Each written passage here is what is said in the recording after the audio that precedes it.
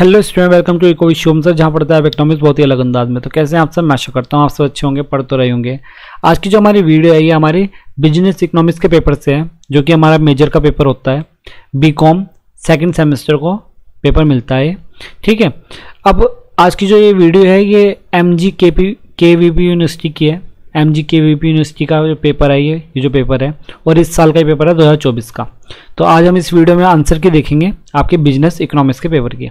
मैं आपको एक और चीज़ बता दूं, बिजनेस इकोनॉमिक्स का जो सिलेबस है वो बिल्कुल सिमिलर है आपके बेसिक इकोनॉमिक्स के सिलेबस से, ठीक है। तो बेसिक इकोनॉमिक्स और बिजनेस इकोनॉमिक्स का सिलेबस सेम टू सेम है, बस कुछ पार्ट्स हैं ऐसे जो बिजनेस साइकिल से जुड़े हुए हैं वो आपके थोड़े से अलग हैं, वरना तो सेम टू सेम है, डिट्टो सेम है, ठीक है। और बिजनेस इकोनॉमिक्स के लिए अगर कोई बच्चा प्रिपेयर करना चाह रहा है तो बेसिक इकोनॉमिक्स की प्लेलिस्ट जो कि मेरे चैनल पे पड़ी हुई है वहाँ से आप सब कुछ कर सकते हो। वहाँ पे मैंने आपको पूरा इसका सिलेबस प्रोवाइड किया हुआ है, ठीक है। ऑब्जेक्टिव वाइज भी, MCQ वाइज भी, और आपके डिस्क्रिप्टिव मतलब टॉपिक वाइज भी आपको सब कुछ चैनल पे मिल जाएगा, बड़े आराम से पढ़ सकते हो आप, ठीक है। और आपके 11-12 के बच्चों के लिए भी वो बेसिक इकोनॉमिक्स बहुत ही अच्छा है, क्योंकि वहीं से आपका बेस क्लियर हो जाएगा। तो कुछ ऐसी चीज़ें हैं जहाँ से बच्चा पढ़ना स्टार्ट कर सकता है। तो 11-12 के बच्चे भी अगर वीडियो देखना चाह रहे हैं कि अपना बेस क्लियर करना चाह रहे हैं पहले इकोनॉमिक्स पढ़ने से पहले, तो वो आराम से वीडियोस देख सकते हैं वो। चलिए आगे चलते हैं। तो आज इस वीडियो में हम आंसर की स्टार्ट करेंगे, जो कि हमारी इसकी है सीरीज़, हमारी ए है ये बिजनेस इकोनॉमिक्स की।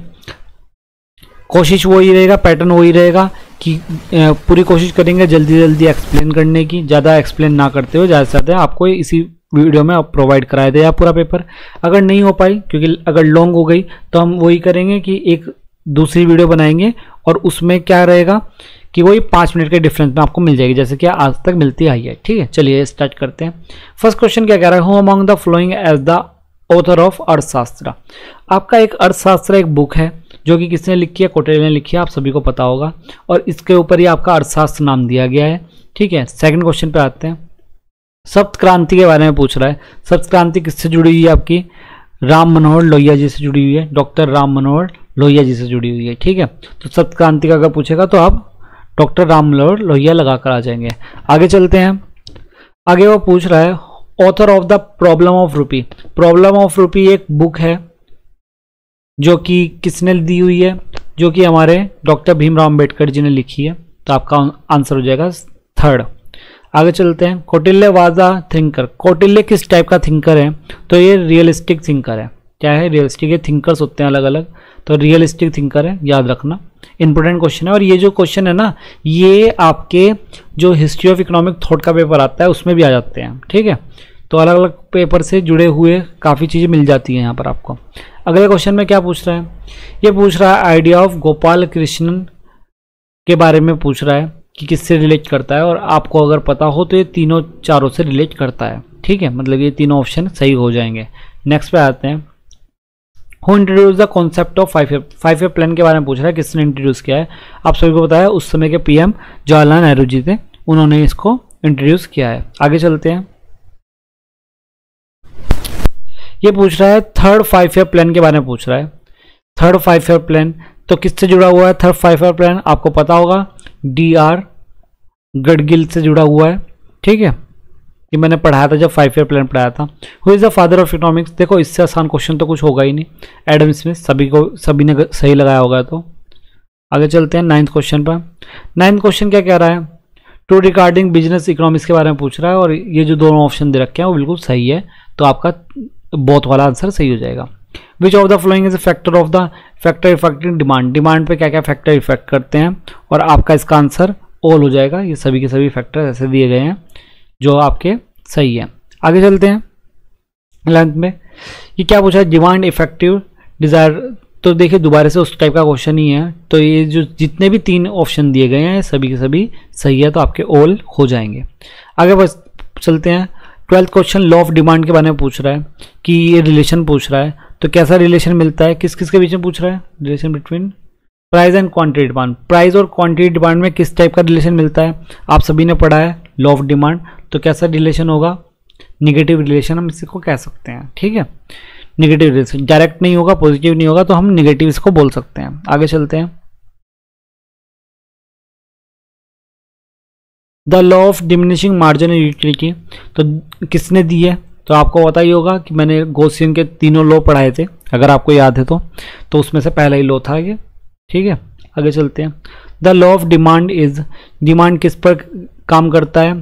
क्वांटिटेटिव या क्वालिटेटिव? तो आपका सेकंड ऑप्शन ठीक हो जाएगा। ठीक है, गुणात्मक कथन पे होता है वो, सेकंड ऑप्शन आपका ठीक हो जाएगा। आगे चलते हैं 15 पर। 15 का जो क्वेश्चन है वो डिमांड के बारे में ही पूछ रहा है। तो ये किस change in quantity of demand and change in price, दोनों चीज हो जाएगी इसमें। ठीक है, दोनों चीज़ें आ जाएगी। तो आपका सेकंड ऑप्शन, वो थर्ड ऑप्शन, रुक जाओ 2 सेकंड, क्या था क्वेश्चन? मैंने क्वेश्चन, हाँ, इसमें change in quantity of quality of good था वो। तो ये आपका ऑप्शन नंबर 2 सही हो जाएगा। ठीक है, यहाँ पर सही कर लीजिए, ऑप्शन नंबर 2 सही हो जाएगा। Change in price of good आ जाएगा इसमें। ठीक है, मैंने ध्यान नहीं दिया। आगे चलते हैं।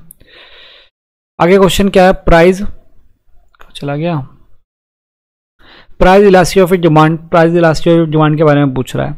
तो आपका ऑप्शन कौन सा सही हो जाएगा? आपका ऑप्शन नंबर सही हो जाएगा 4th। क्या हो जाएगा? क्योंकि जो इलास्टिसिटी ऑफ डिमांड है, एक अलग से वीडियो बनी हुई है इलास्टिसिटी ऑफ डिमांड की, तो वहाँ पर क्या होता है, डिमांड और प्राइस के चेंज के बीच में होता है। ठीक है, आगे चल लेते हैं।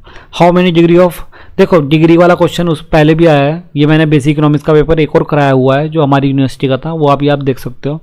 तो वहाँ पर क्या है कि इसमें ना यूनिवर्सिटी, वैसे तो देखो मेनली क्या होता है, मेनली 5 की होती है, जो मैंने पढ़ाई हुई है 5 आपको, पर लेकिन उसका जो मेनली टाइप्स है ना, वो क्या है कि 3 टाइप का होता है।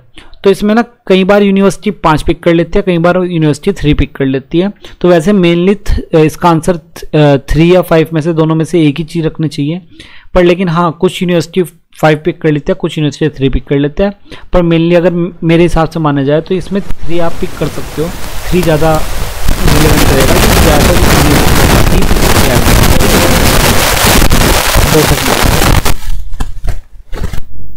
मैं चार्ज लगा लूँ इसको। चलिए हम 18 क्वेश्चन पर आ गए हैं। 18 क्वेश्चन में पूछ रहा है which of the flowing commodity के बारे में पूछ रहा है। इलास्टिसिटी ऑफ डिमांड में लोवेस्ट रहती है, तो आपको पता होगा सोल्ट की रहती है। ठीक है, वही नेसेसरी गुड वाला, ज़्यादा एक्सप्लेन मैं यहाँ करूँगा भी नहीं। It is the perfectly in elastic, याद रखना इलास्टिक, इलास्टिक का इन्फिनिटी वाला होता है, इन इलास्टिक का 0 वाला होता है। तो 4th ऑप्शन आपका सही हो जाएगा। ठीक है, सारा कुछ मैंने आपको पढ़ाया हुआ है। 20 क्वेश्चन पूछ रहा है इलास्टिसिटी ऑफ डिमांड के बारे में पूछ रहा है। मैंने आपको बताया था पहले भी जब आपने करा, तो इलास्टिसिटी ऑफ डिमांड के बार बार आते हैं। देखो यहाँ पर ना प्राइस डिस्क्रिमिनेशन तो आता ही आता है और टैक्स भी आता है। अब मोनोपोलिस दिया गया है, अब ये आए ना आए, 2 आ गए हैं तो आपको और लगाना ही पड़ेगा। ठीक है, तो कई बार होता है आपको मोनोपोलिस्ट का नहीं पता होता, वैसे आता है, पर लेकिन अगर मोनोपोलिस्ट का नहीं पता होता तो आपको फिर ये 4 ही लगाने होंगे, क्योंकि टैक्स और उसका तो पता ही होगा आपको। What are the method of the measuring price, measuring क्या क्या होता है ये पूछ रहा है। Method of the measuring of price elasticity of demand, तो ये प्राइस इलास्टिसिटी ऑफ डिमांड में पूछ रहा है। ये तीनों के तीनों मेथड में इसी आ रहे हैं आपके। ठीक है, प्रोपोर्शनल, टोटल, आउटले, ये सारे के सारे पढ़ाए हुए हैं, पॉइंट एस्टिमेट। आगे चलते हैं, क्या पूछ रहा है elasticity of demand, elasticity of demand के बारे में पूछ रहा है। एक्स में चेंज होने पर वाई पे चेंज हो जाता है, तो ये क्रॉस इलास्टिसिटी ऑफ डिमांड होती है। ठीक है, पढ़ाई हुई है आपकी सारी की सारी। आगे चलते हैं, ए फर्म के बारे में पूछ रहा है कि प्रोडक्शन किससे होगा, तो किस चीज़ से होगा, कॉस्ट से जुड़ा हुआ होगा। Option number 3 cost. देखो कितना आसान क्वेश्चन है और बार बार आता ही आता है, यू शेप का होता है। ठीक है, कॉस्ट पर। चलिए हम नेक्स्ट क्वेश्चन देख लेते हैं। अब 25वें क्वेश्चन में जो पूछ रहा है वो लॉन्ग रन में पूछ रहा है एवरेज कॉस्ट कर्व क्या, तो वो किस टाइप का होता है, वो एनवेलप कर्व होता है। कई बार पहले भी मैंने पढ़ाया हुआ है ये आपको। द टेक्निकल रिलेशनशिप पूछ रहा है, तो टेक्निकल रिलेशनशिप इसमें प्रोडक्शन फंक्शन में होता है, इनपुट आउटपुट में। प्रोडक्शन जब पढ़ाया था तो बताया था मैंने कि इनपुट और आउटपुट से जुड़ा हुआ है। 27 क्वेश्चन में पूछ रहा है लॉ ऑफ वेरिएबल प्रोपोर्शन। देखो लॉ ऑफ वेरिएबल प्रोपोर्शन के क्वेश्चन आते हैं। ये आपकी इकोनॉमिकल एक्टिविटी है जो कि लिमिट में होती है। आगे चलते हैं 28 पर। 28 पूछ रहा है stage of return to marginal productivity is 0। मैंने कई बार बताया मार्जिनल प्रोडक्टिविटी अगर 0 हो जाए तो टोटल प्रोडक्टिविटी मैक्सिमम हो जाती है। ठीक है, वो ग्राफ बना कर भी बताया था मैंने आपको, नॉर्मली वीडियो में हो जाएगा। The law of variable proportion, जो लॉ ऑफ वेरिएबल प्रोपोर्शन है वो शॉर्ट रन के लिए होता है, और जो रिटर्न टू स्केल है वो लॉन्ग, सॉरी मैंने टिक गलत कर दिया, बोल सही दिया। ठीक है, जो लॉ ऑफ वेरिएबल प्रोपोर्शनल है वो शॉर्ट रन के लिए होता है, और जो रिटर्न टू स्केल है वो लॉन्ग रन के लिए होता है। ठीक है, आगे चलते हैं, हम आ गए 30 पर है। Which of the flowing is the reason of the application of the low variable proportion. Low variable proportion का पूछ रहा है, तो ये सभी के सभी मेरे ख्याल से रीजन हो जाने चाहिए। फोर्थ ऑप्शन इसका सही हो जाएगा 30 का। ठीक है, आगे चलते हैं। The area of the rigid line, ये क्या होता है, बिटवीन होता है इसका। ठीक है, सुटेबल फॉर प्रोडक्शन, ये बिटवीन आएगा इसका आंसर। अगला चलते हैं, ऑप्टिमल फैक्टर के बारे में पूछ रहा है, तो आइसो प्रोडक्ट मैप और आइसो प्रोडक्ट लाइन दोनों आएगी, मतलब बहुत का आंसर सही हो जाएगा। मैंने अभी पीछे ही बताया था रिटर्न टू स्केल किसके लिए होता है, लॉन्ग रन के लिए होता है, और वेरिएबल प्रोपोर्शन शॉर्ट रन के लिए होता है। ठीक है, आगे चलते हैं। इन रिटर्न टू स्केल में क्या होता है, ये उसने कुछ ऑप्शन दे दिया, तो आपका थर्ड ऑप्शन सही हो जाएगा।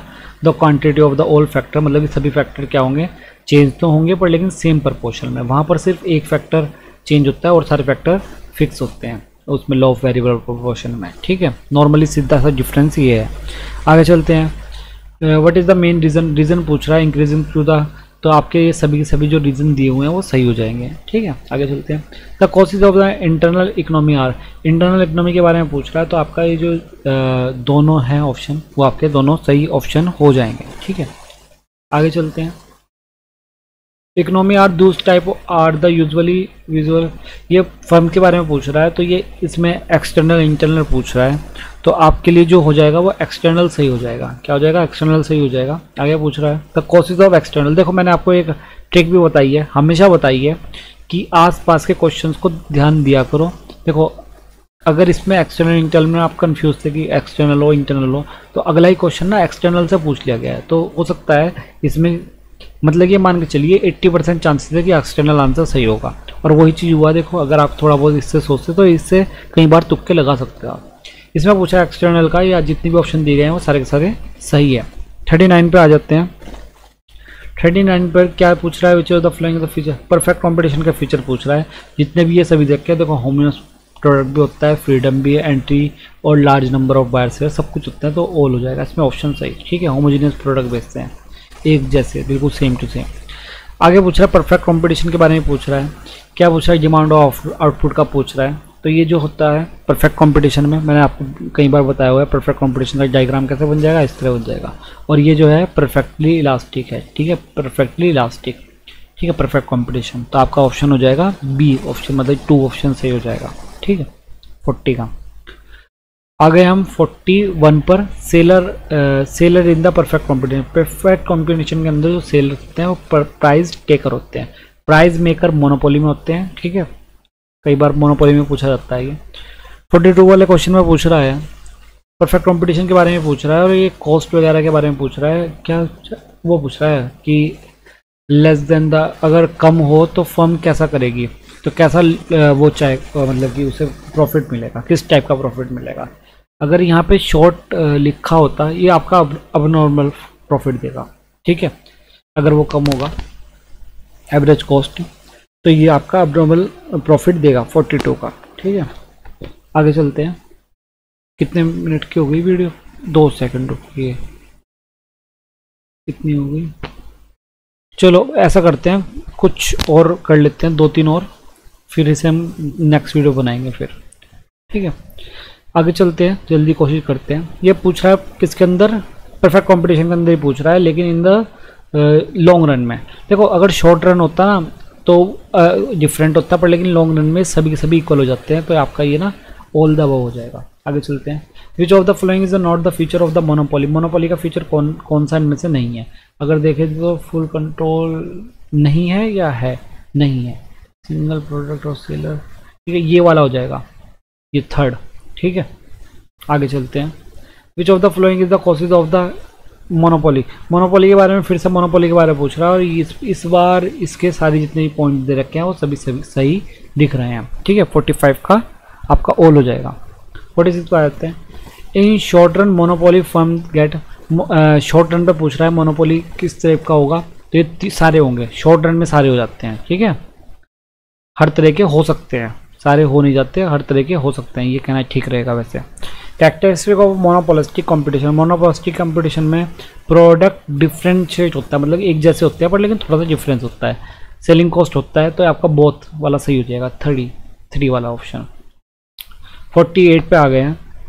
बहुत बड़ी एक सिचुएशन दे दी थी आपको, एक कंडीशन दे दी है और पूछ रहा है ये किस टाइप की कंडीशन है। ठीक है, कंडीशन पूछ रहा है किस टाइप की है, तो अगर आप इसको पढ़ोगे, पूरा नहीं पढ़ूंगा टाइम लग जाएगा, अगर आप इसको पढ़ोगे तो आपका ये निकलेगा मोनोपोलिस्टिक कंपटीशन निकलेगा। ठीक है, आगे चलते हैं। 49 पे पूछ रहा है वो मोनोपोलिस्टिक कंपटीशन। देखो मोनोपोलिस्टिक कंपटीशन का देखो मैंने कहा था ना एक ट्रिक, देखो मोनोपोलिस्टिक का आगे तो ये भी मोनोपोलिस्टिक का हो सकता है, तो आपको इसी चीज़ से सोचना चाहिए। ये ट्रिक बहुत जगह काम कर जाती है। 49 पर आ गए हैं। मोनोपोलिस्टिक कंपटीशन प्राइस लेन, देखो प्राइस जो होता है परफेक्ट कंपटीशन थोड़ा हाईयर रहता है। देखो परफेक्ट कंपटीशन आपकी एक रियल मार्केट की सिचुएशन नहीं है, ये एक आपकी इमेजिनरी सिचुएशन है। ठीक है, आगे चलते हैं। In monopolistic competition of the output of the firm पूछ रहा है परफेक्ट कंपटीशन से, वही परफेक्ट कंपटीशन से करते हुए पूछ रहा है, पर लेकिन पिछली बार क्या पूछ रहा था, पिछली बार प्राइस के बारे में पूछा था, इस बार किसके बारे में पूछ रहा है, इस बार आउटपुट के बारे में पूछ रहा है। ठीक है, पिछली बार प्राइस के बारे में पूछा था, इस बार आउटपुट के बारे में पूछा था, तो आपका लेस देन होगा। ठीक है, क्या होगा, लेस देन। आगे चलते हैं।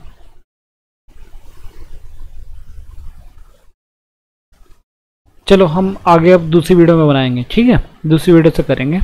चलिए हम मिलते हैं अब नेक्स्ट वीडियो में। धन्यवाद।